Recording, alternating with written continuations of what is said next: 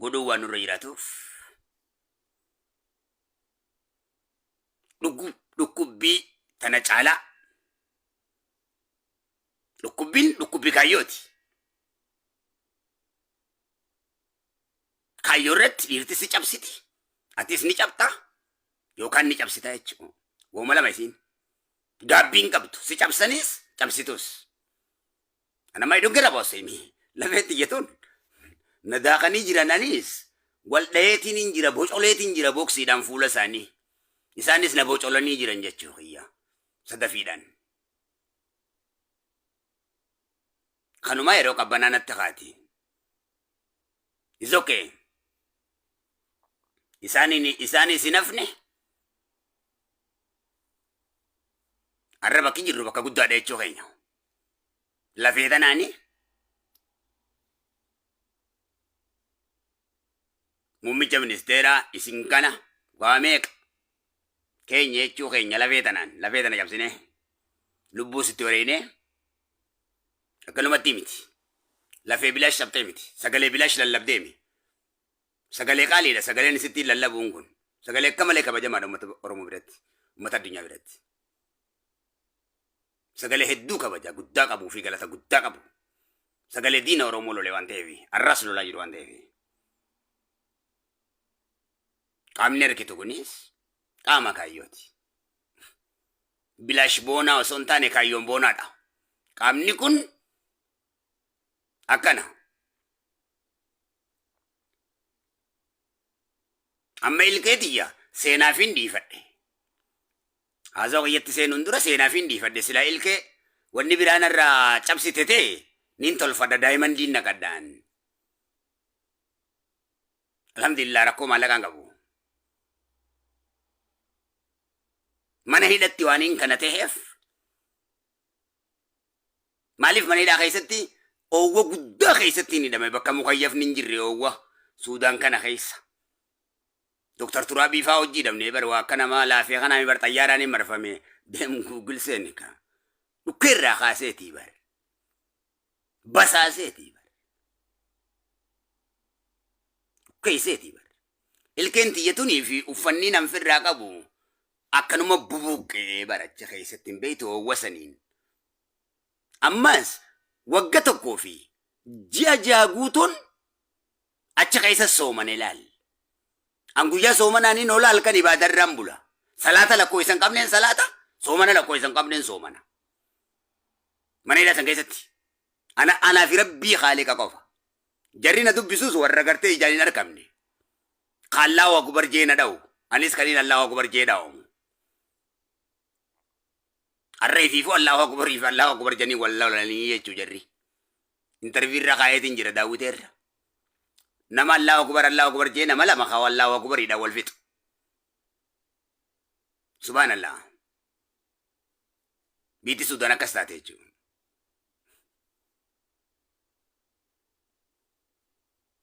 Jaahilummaan tana caalte jirtu. Kanaaf ilkeenti jechitti waan tana taateef yaadannoodhaaf hin kayyadhe. Bareedina kiyya. Bareedina kiyyan siin jedhe. Amma adii tana yoo tola naa kennite taati mata deemtuun tana hin fudhadhu sirraa. Tan ammaati taati deemtuun tana ilkee akkanumatti wayin caccabsattu kana koshoroo faatti nyaattu kana tun ilkee kayyooti. Ilkee tolatti akka laaftutti harkattuume. Ilkee jaalaati. Allah bisooma achi taphannee jirraa miti.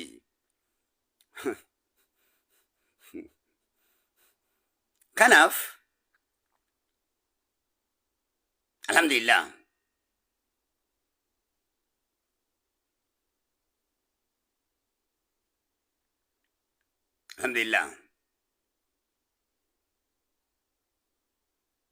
asin isin ga'uudhaaf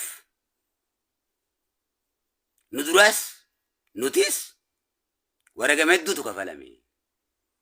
Wooma akkanumatti dhufetti fakkaata. Gara amantiitiin yoo taate har'a dhufee waa'ee amantii nutti himuu fedhanii. Osoo waa takka hin godhin innummaan nuti. Laa obboleessa keenya. Keessattuu laalan keessa kanaanis dhuftanii waa'ee biyya tamii waa'ee amantiirraa nan gaafatin tolee anaaf isin tokkoo miti. An nama eegamaa tokko bare. Biyya kana keessattis eegamaadha, biyya keessattis eegamaadhaan. Toleeji akkanumatti nama akkanumatti hoggan asii hojii taa'u eegamaadha mootummaa addunyaa kanaan. Dhuftee waa hunda na wajjin haasa'iin. Toleeji callisiitii dhaggeeffadhu, wallaaleetii miti waan ati natti haasa'itu bazaa kana. Waan inni asirraa si garsiisu dhaggeeffadhu. Guyyaa tokko ana yoo ni hidhamee rakkoota akka mudadde bishaan naaf hin qiccu. Bishaan kijiba amantii jedha. Dura waa'ee Filistiinitti dhiisiiti. Isa firkaadhaan bakka meeqatti waa biyya Soofiyyaa jettee diigamte. Jaarame. Tokko ta'e akka addunyaatti akka diigamte kana. Yaa halal if dhaggeeffadhu. Yaa halal ati ani halaalummaa kiyyaaniin mooha jetteetu of abdattee raftaa miti. Noo mootu halaalummaa keetiin. Dhaggeeffadhu. Yaa halal ati halaalummaa kan kee dagatteeti.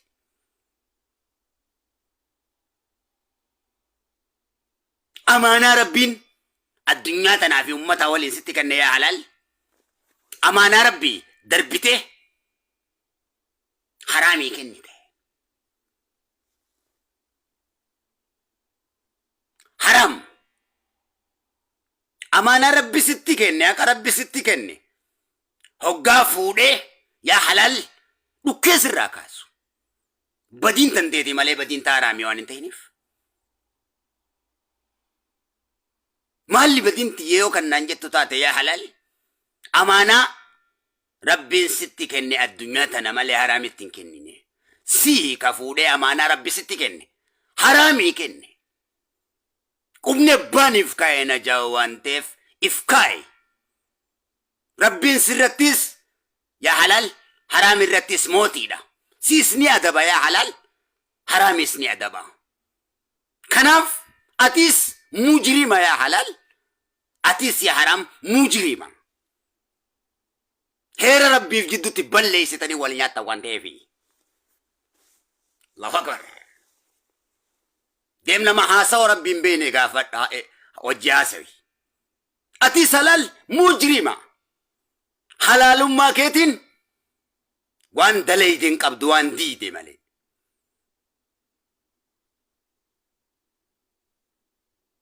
Hogguta akka taphattoota kubbaa miilaatti fidda. Biyya nabii keessa. Hogguta akka duyda nabii kubbaa'ii nama sirbisiifta. Yaa mujrim. Yeroo takka aqiidaadhaani. Kilaafaani. Ati halaalin baana.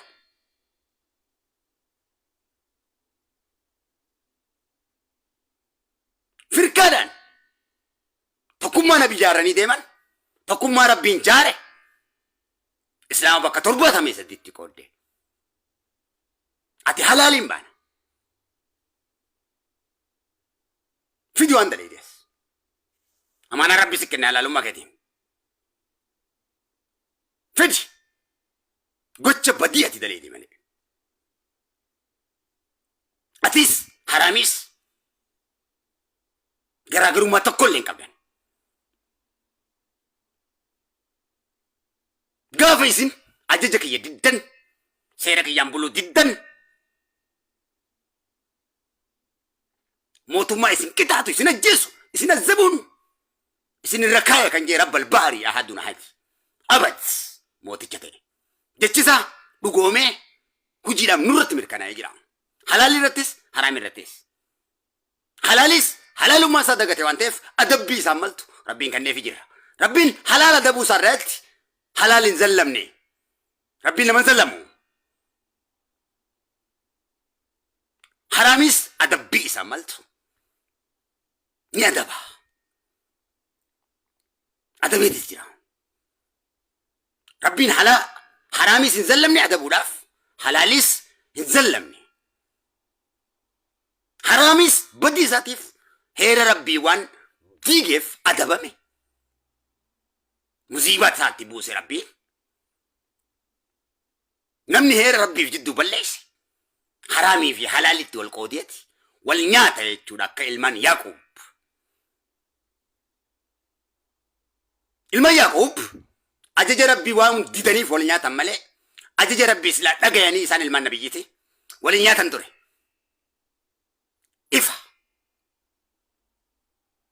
Ifa. Kanaaf miidhaanis kan itti jiraachuu danda'e wal miidhuutti danda'e seera rabbii waan ta'eef. Hello Moto. Haabilii fi qaabiil waan ta'eef murtii isaanii kan kennu Rabbal Baari. Dhaggeeffadhu. Mootummaa rabbiitiif falmina malee olaantummaa rabbiitiif falmina malee.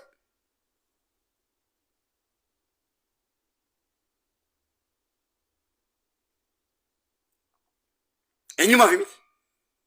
Ana cimsitti badhu. Nuti kan falminuuf heera rabbiin ilma namaa jidduu kaayee qofaafi. Inni kana saramuudha kaayyoon keenya qabsoon keenya. Rasuulli keenyas qabsoon inni godhe kanuma. Haqni nama jidduutti yoo rassarame haqni rabbiin kaayee yoo namni ifirratti nassare waliin ajjeesuu xayyaaraan waliin gubu. Miidhamaan isiniin daawwayyee lafaa ka'e. Miidhaanis dhaheeti miidhamaa fi miidhatti wal qoodee jechuu keenya. Lamaanuu heera rabbii silaa kabajanii wal balleessuudhaaf silaa lafaa ka'uu baatanii akka Haabilii fi Qaabiil akkanatti dubbadhu. Duuti ilma namaa irratti hin dhuftu turte. Haabilii fi Qaabiil waan wal ajjeesaniif obboleeyyan lamaan ilmaan nabi Adam ilmaan nabiyyi ta'anii osoo jiranii duutiin hunda irratti dhuftee duuti duraan hin jirre nurratti mirkanooyte jechuudha.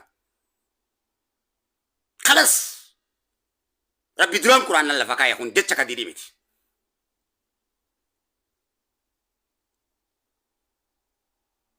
Ittiin as deebi'aa sawa kana. Yoo haasoo islaamaatiin beekaa kaayettu taate.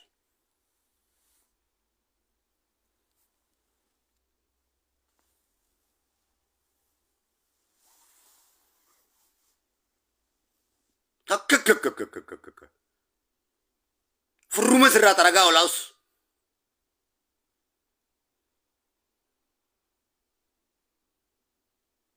Wal hambiftanii ajaja rabbii diiguudhaan daandii rabbii irraa utaaluudhaan wanni wal fixaniif kana malee wanni biraa tokko illee ni jira. Hundi kee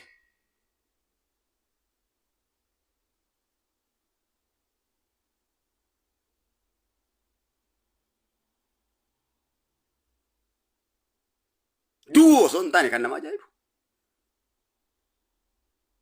Heera rabbii diinee ajjeesaa fi ajjeefamaa ta'uudha. Heera rabbii islaam jidduutti kabanye ajjeesaanis hin jiraatu ajjeefamaanis hin jiraatu ture.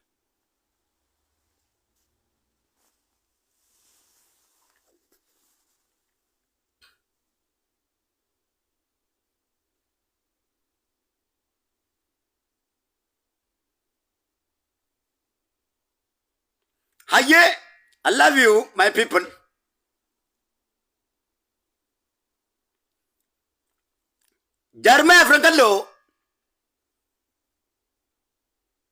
Jarmaya Frankallo jechuun hiikni isaa Oromoo fi Oromiyaa jechuudha.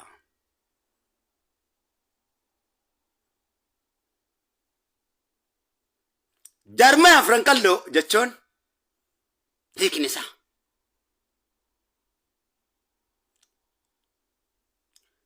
namummaa ulaagaa namummaa guutanii akka jiraatan Oromoo qindeessuu fi tarsiimeessuudha. Jarmaya Frankallo jechuun guruppii namaa fi namaa wal mormuudhaaf yookaan naatu nama caalaa jechuudhaaf yookaan qooddaa gosaatiif yookaan diigumsa Oromootiif bu'uureeffame osoo hin taane listen me.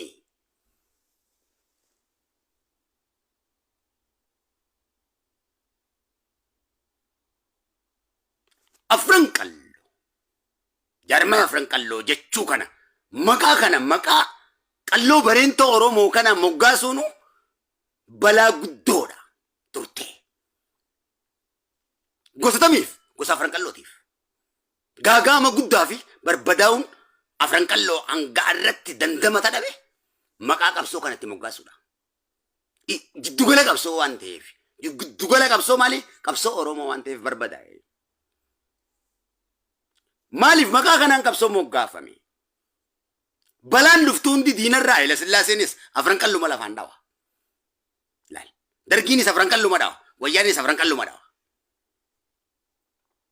Jaarmeenii waan bira, gosta afran qalloo waan bira. Maqaan waan itti moggaafameef giddugala qabsoo ta'e laal. Maqaa keetiin moggaafamtee miree qabsoon tun.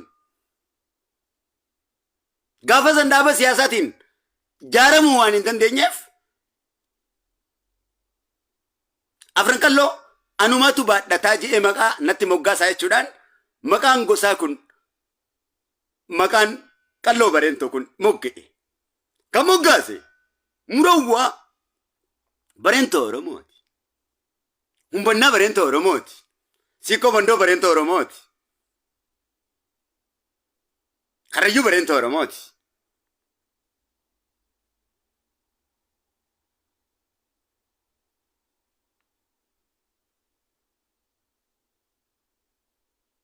Laal. Jiddu gola qabsoo Oromoo ta'e. Wallagga Macca Booranticha Oromootu moggaase.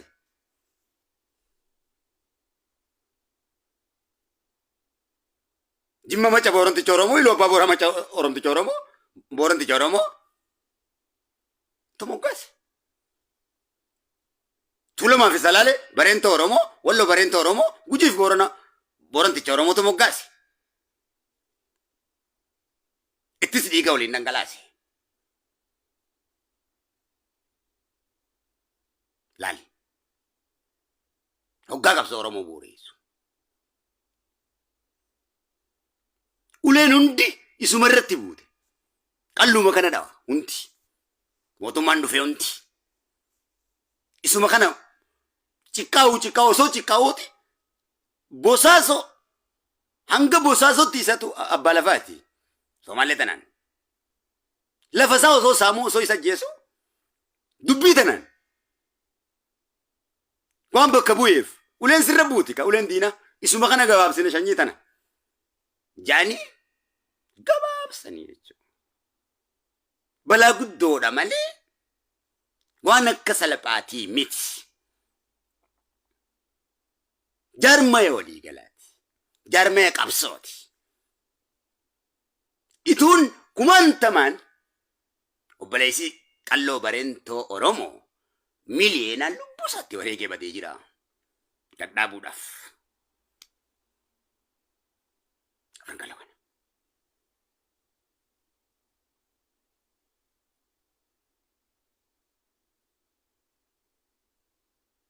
Laal.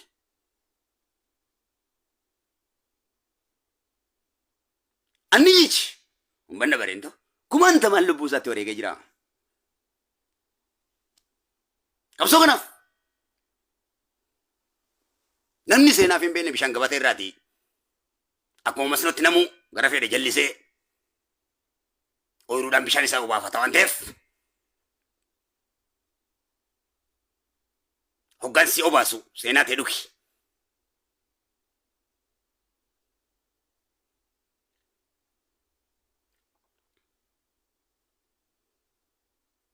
Hoggaan waan kana dubbadhu. Dhiigan na danfaa. Hunda keessa galtee dubbadhu waan kana. Waan akka namni iizitti waan akka laaftutti haasawamuu miti. Yookaan tapha ijoolleetii miti. Yookaan daansii shubbisa miti.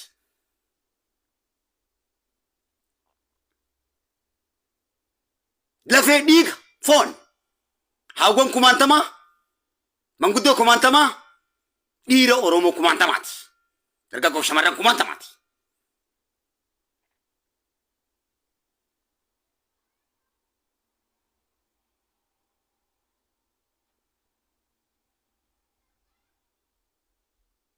Kanarra ilmaanii yaadatamaa jiru. Ilmaan har'a yaadachaa jiran kunis buru abbootiidha.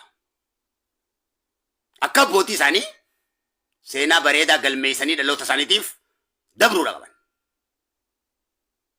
Jechuudhaaf vibration motivation kannaaf jechuu kiyya sagalee kiyyaan.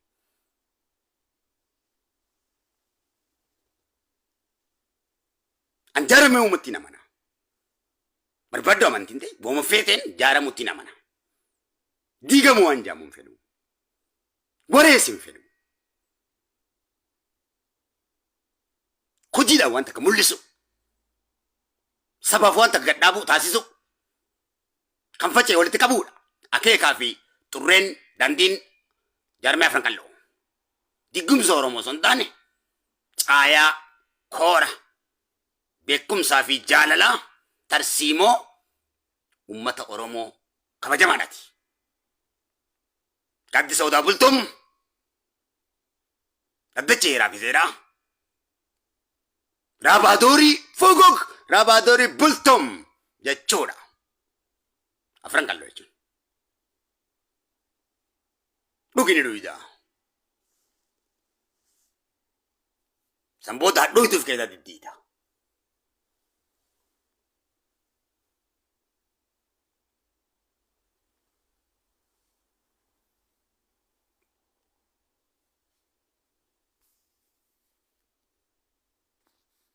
Laal.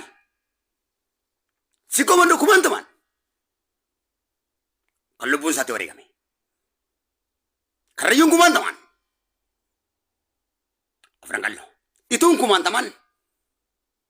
Kun dobole jenika. Ani ichi kumantaman.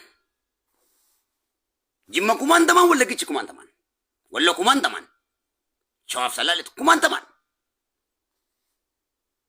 Isaatu macaaf tuulama Oromoof gadi dhaabe. Waldayni kun jaarmeen kun Taaddasa Birruu guddise. Isa kana. Isa kanatu Taaddasa Birruu faa guddise. Afran qalloo kana. Jeneraal Waaqoo guutuu tarmti siimeesse.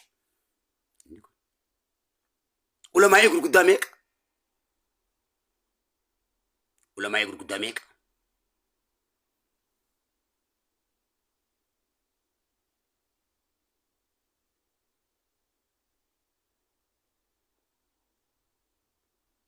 Kan barsiisee oomishe.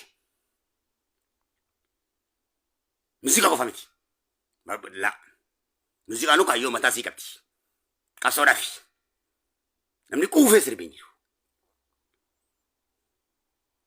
Takka Oromoo quufee sirbeen beeku. Kaayyoo. Mirga. Bifa barbaadeen mirga isaa ibsachaa ture jechuudha.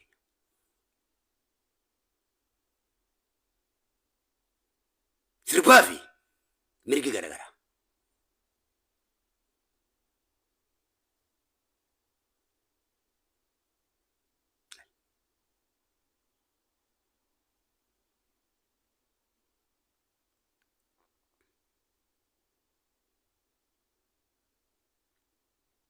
Eeguma abbootiin teenya jaarte daaraa dawaam eega ta'anillee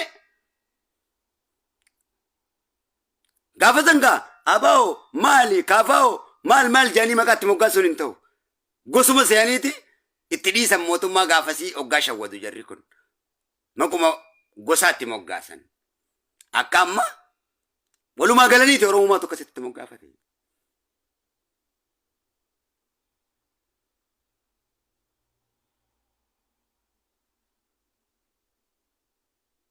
Malee afran qalloo waan Oromoo keessatti buqqee gosa keessatti buqqee qobattiif jaaruudhaaf dalagee miti kun.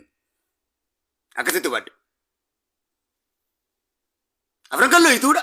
Ituun afran qalloo. Gosatti. Kun jaarmaya. Annichi afran qalloo annichi.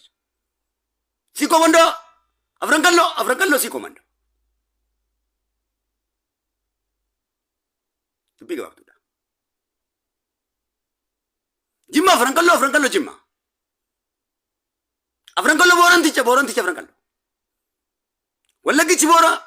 Wallaggichi macaa.